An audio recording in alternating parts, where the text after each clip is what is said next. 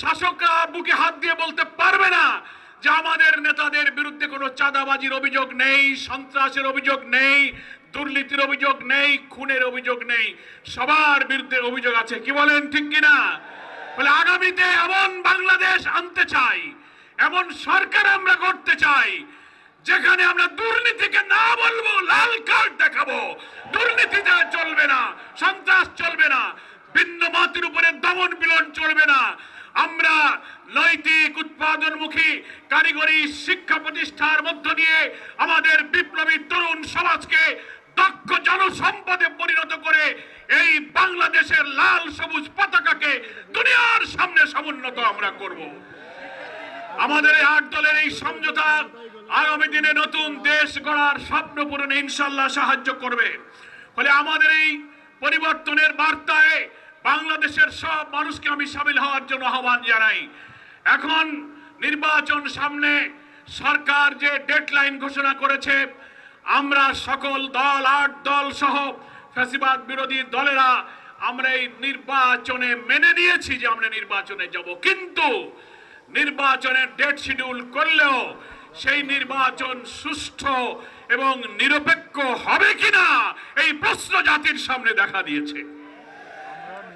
এই 8 দলের আন্দোলনে আমরা বলেছিলাম শিয়া বাটার ও ভিটামিন ই সমৃদ্ধ লিলি বিউটি সোপ, তারুণ্যময় উজ্জ্বল ত্বকের জন্য।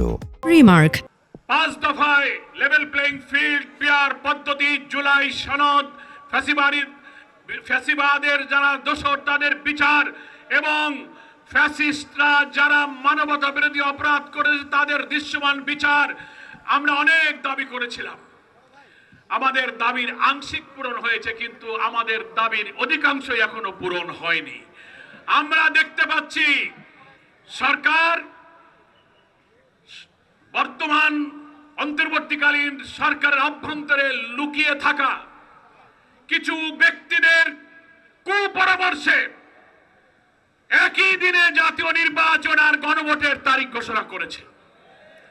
বারবার আমরা প্রধান উপদেষ্টা এবং ঐক্যমত্য কমিশনের প্রধানের সঙ্গে দেখা করে বলেছিলাম, একই দিনে নির্বাচন হলে কি কি সংকট তৈরি হতে পারে। জুলাই সনদে যে 48টি সাংবিধানিক সংস্কার হয়েছে, আরো অনেক বিষয়ে যে আমরা একমত হয়েছি, সাংবিধানিক বিচার বিভাগীয় রাষ্ট্রীয় কাঠামোগত সাংবিধানিক পদের ব্যাপারে অনেক সংস্কার হয়েছে। এই সংস্কারের বিষয়গুলো দেশবাসীকে আগে জানাতে হবে। ইলেকশন কমিশন তার ওয়েবসাইটে প্রকাশ করবেন, সরকার বিভিন্ন প্রকাশনা দিয়ে জাতিকে জানাবেন আমরা কোনটাকে হ্যাঁ বলবো, কোনটাকে না বলবো। ফ্যাসিবাদী রাষ্ট্র কাঠামোর কি কি পরিবর্তন হয়ে নতুন রাষ্ট্রে কি কি কাঠামোতে আমরা একমত হলাম, বাংলাদেশের 18 কোটি মানুষের সেটা জানার অধিকার আছে না বলুন?